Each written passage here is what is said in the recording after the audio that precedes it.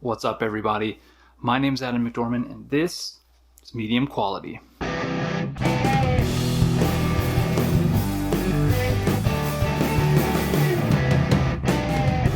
It has been 13 months since the last time I set foot inside of a record store.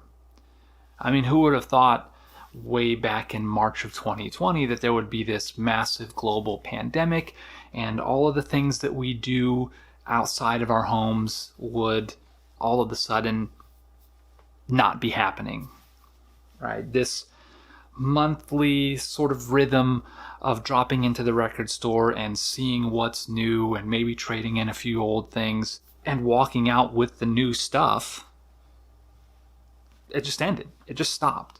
And during that entire time, because of the fact that I'm a teacher and I'm a little more exposed than most people are and thus at slightly higher risk, I tried to be extra careful. I didn't go out anywhere. I just stayed home and, well, frankly, enjoyed the records that I already have. But the numbers are starting to go down. I've been vaccinated. It's spring break for me. I'm not teaching. I've got a little extra time. I thought, you know what? Let's go to the record store. And of course, because of the fact that I decided to try to vlog low-key on a cell phone, the footage is more or less what you would expect from a 3-year-old device with a very small lens. But it captures the vibe of my adventure.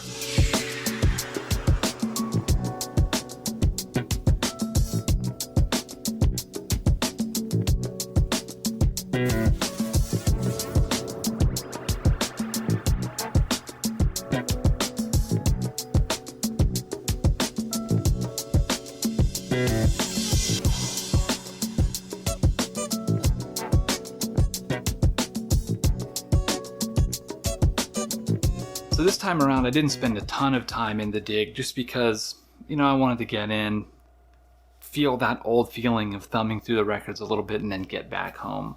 But I did find a couple of things, so let's take a look. First up is Steven Wilson's Insurgentes. Now this is his first solo album, and interestingly enough, this came out in 2008 during a time where there was kind of this debate about loudness in music, and supposedly Steven Wilson thought that this particular album suffered from that unnecessary loudness, like everything was pushed to the max and it just sort of crushed the dynamics of the record. And so this is a remastered version of that album. I actually have the old version, and I don't think it's actually that bad. I think if you have the old version of that album, it's fine. It sounds how he intended for it to sound in 2008.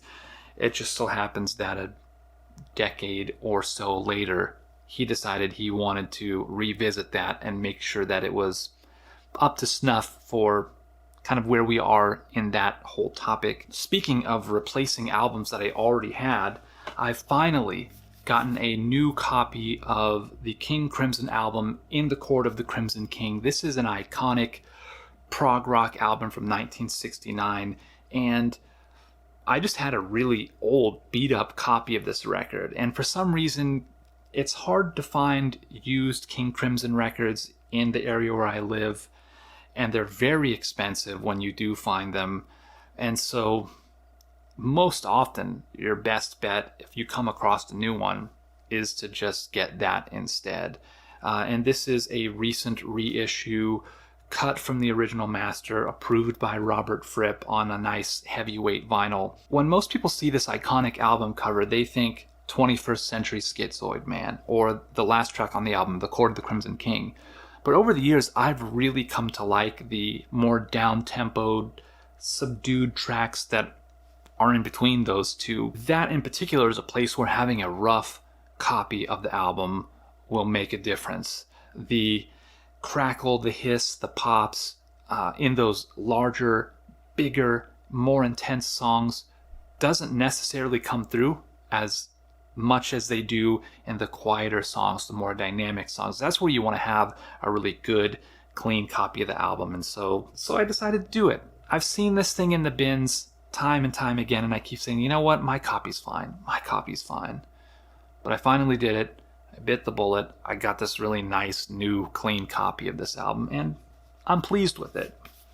And lastly, for reasons beyond my control, in the past year, perhaps because of the last year, I've been feeling nostalgic for a sound that I did not like when I was a kid. But now, as an adult, I love it. My local record store had a couple of copies of this album, very clean, for like $6, and I was like, you know what? We're on a roll. We got some good stuff. Let's get it.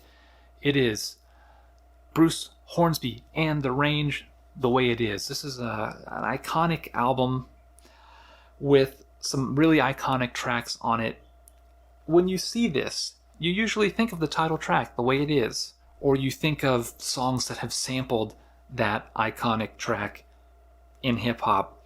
But this is an album that's worth going back and listening to. It is a taste of America in its time. I believe it's 87. Is this 87? No, 86.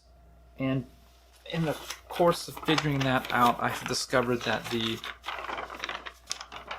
inner sleeve for this album is totally wrecked. I'll replace it. Anyways, this is an album that very much takes me back to the late 80s and early 90s, hearing The Way It Is on the radio. Obviously, these songs didn't make sense to me at the time. They're this strange mixture of melancholy and hope that just wouldn't resonate with a small child. But they remind me of that simpler time, a time when I didn't have to worry about the things that these songs were talking about. Go back and listen to The Way It Is now and tell me that it's not a song that speaks to the present era just as much as it did the Midwest in the mid to late 80s. Pretty much every song on this album is great. Sometimes I skip the last track or two. Other than that, I will put this thing on and let it ride the whole way through.